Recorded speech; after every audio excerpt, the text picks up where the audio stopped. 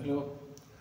आमदार जयकुमार भगवानराव गोरे हे 258 मान जिल्हा सातारा यामधून निवडून आलेले आहेत.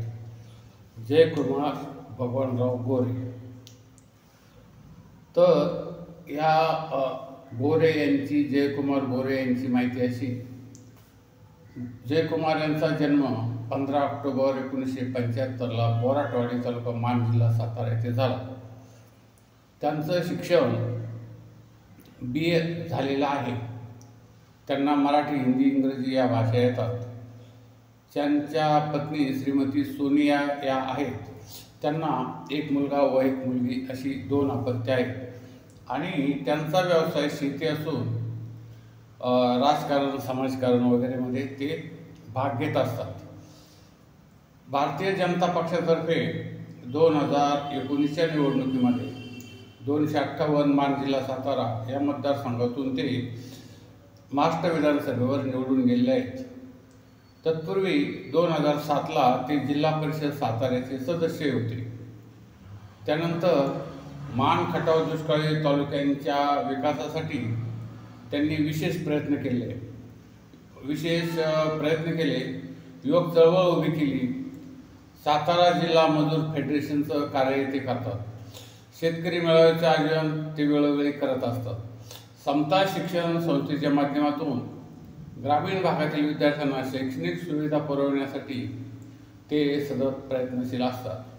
मान, खटाव मुंबईकर रहिवासी संघाची त्यांनी स्थापना केलेली असून या संघामार्फत विविध सामाजिक व शैक्षणिक उपक्रमाचे आयोजन ते करत असतात. आणि गोरगरीब रुग्णांना सर्वतोपरी मदतही ते करत असतात. विद्यार्थ्यांना शालोपयोगी वस्तूचे वाटपही ते करत असतात. नेत्रचिकित्सा, आरोग्य तपासणी, रक्तदान शिबिराचे आयोजन, ग्रामीण भागात समाज प्रबोधन कार्यक्रमाचे आयोजन असे विविध प्रकारचे कार्यक्रम ते सदोदित राबवित असतात.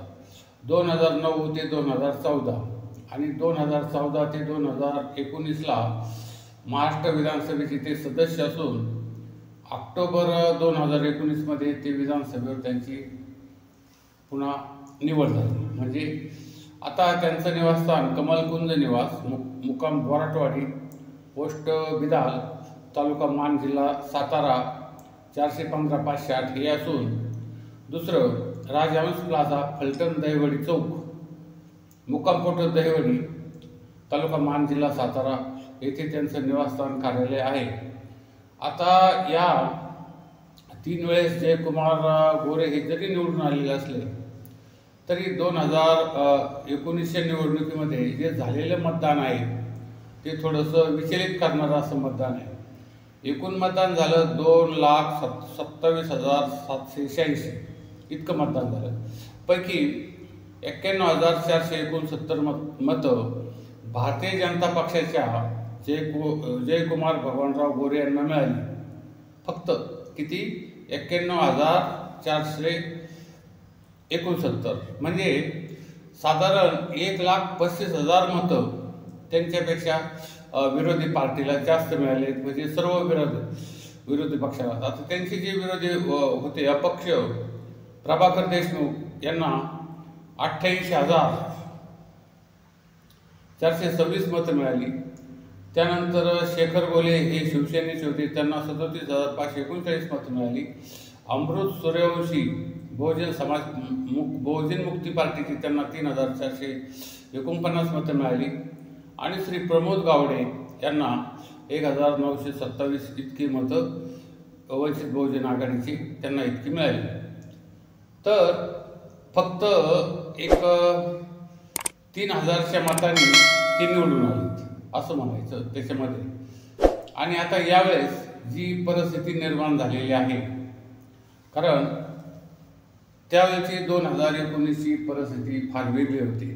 त्यावेळेस फक्त 4च पक्ष कार्यामध्ये होते. 4 पक्ष कोणते? तर काँग्रेस, राष्ट्रवादी काँग्रेस, शिवसेना आणि राष्ट्रवादी काँग्रेस पक्ष असे 4च पक्ष होते. पण आता त्या 4 पक्षाचे 6 पक्ष झालेले आहेत. काँग्रेस आहे तसंच आहे. आता राहिला प्रश्न शिवसेनेचा. शिवसेनेचे 2 भाग झालेत, त्यानंतर राष्ट्रवादी काँग्रेसचे 2 भाग झालेत, त्यानंतर भाजप आहे तसंच आहे. त्यामुळे आता काय निकाल लागेल काही सांगता येत नाही. कारण जी आघाडी आहे आता, महाविकास आघाडी असो, महायुती असो, हे 3 पक्षाचे आहेत. तिकीट वाटपास संदर्भामध्ये जेव्हा प्रश्न निर्माण होईल तेव्हा 3 पक्षाचे उमेदवार त्या मतदारसंघावर आपला हक्क सांगतील. मग कोणाला तिकीट मिळेल इथूनच सुरुवात होणार आहे. त्यानंतर ज्याला तिकीट मिळेल आणि ज्याला तिकीट नाकारलं जाईल त्या दोघांमध्ये एक संगनमत राहील किंवा दोघेजण एकत्रितपणे त्या मतदारसंघाचा प्रचार करतील असं काही वाटत नाही. म्हणजे तोही प्रश्न थोडासा वेगळाच दिसतो. म्हणजे एकंदरीत दृष्टीतून आपण जर बघितलं या मतदारसंघामध्ये तर मोठ्या उलथापालथी घडण्याचा प्रयत्न आहे. आणि काही आता जे निवडणूकपूर्व निकाल येतात किंवा पोलचे निकाल येतात ते सांगतात प्रत्येक पक्षाला साधारण 40-50च्या आसपासच जागा मिळतील, जास्त जागा मिळणं मुश्किल आहे. म्हणजे आता येथे 3 पक्षाचं सरकार जे आलं, आता ते 4 पक्ष मिळून एकत्र येऊन सरकार स्थापन करावं लागणार अशी परिस्थिती यावेळेस निर्माण होऊ शकते. काही सांगता येत नाही. 4×16 हो, म्हणजे प्रत्येकाला जर समजा 30-40 जागा जर मिळाल्या तर 4-5 पक्ष मिळून एक सरकार होईल असं एक अंदाज असा होऊ शकतो. आणि 2-3 हजार मताच्या फरकाने निवडून आलेल्यांना तिकिटामध्ये फार मोठ्या प्रमाणामध्ये संघर्ष करावा लागणार आहे. आमचं हे ATM न्यू वर्ल्ड चॅनल संपूर्ण महाराष्ट्रामध्ये अनेक लोक लाखोच्या संख्येने बघत असतात. या संस्थांमधून चॅनलच्या माध्यमातून आम्ही आमदार, खासदार किंवा जे सामाजिक कार्यकर्ते किंवा एक विशिष्ट चांगल्या पद्धतीचे ज्यांनी कार्य केलेलं आहे असे समाजातील लोक त्यांच्या संदर्भातली माहिती आम्ही देत असतो. आणि ही माहिती संपूर्ण महाराष्ट्रातील असते, केवळ एका मतदारसंघातील नसते. आणि मग ही माहिती तुम्हाला आमच्या चॅनलवर सर्व मतदारसंघातील मिळू शकते. महाराष्ट्रातील 288 मतदारसंघामधली सुद्धा मिळू शकते. तर आपण या लाखो लोक बघत असलेल्या ATM न्यू वर्ल्ड चॅनलला जास्तीत जास्त संख्येने सबस्क्राईब करा या चॅनलला.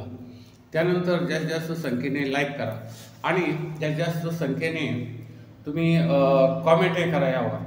आता कॉमेंटचा प्रश्न असा आहे की तुम्हाला काय वाटतं की हे आमदार परत निवडून येतील काय, आणि जर समजा यांना तिकीट मिळालं तर ते परत किती मताधिक्याने निवडून येतील किंवा पराभूत होतील किंवा त्यांच्या जागी दुसरा कोणी उमेदवार मिळाला तर तो निवडून येईल काय, अशा अनेक बाबीत आपण एक मतदारसंघातील मतदार असल्यामुळे चांगलं कॉमेंट करून यामध्ये आम्हाला त्या संदर्भामध्ये थोडंसं सांगितलं किंवा कॉमेंट केलं तर आम्हाला त्यामधून थोडासा एक मार्ग निघतो. आणि या चॅनलला सबस्क्राईब करा इतकंच.